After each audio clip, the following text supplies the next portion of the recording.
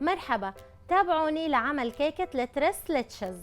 لعمل خليط الكيك بنخلط 100 جرام زبدة و3/4 كوب سكر لمدة 6 دقايق. بعدين بنضيف صفار 4 بيضات ومعلقة كبيرة فانيلا ونص كوب حليب وبنخلط لمدة دقيقة. وبنضيف كوبين إلا ربع طحين ومعلقة كبيرة بيكنج باودر وبنخلطهم وبنحط الخليط على جنب. وبنخفق بياض البيض لمدة 6 دقايق وبنخلطه مع خليط الكيك، وبنوزعه على قالب مدهون بالزيت ومرشوش بالدقيق، وبيدخل الفرن 30 دقيقة على حرارة 180. لعمل التريس ليتشز بنحط 2 كوب حليب وكوب حليب مبخر وعلبة حليب نسلة المكثف المحلى وبنخلطهم.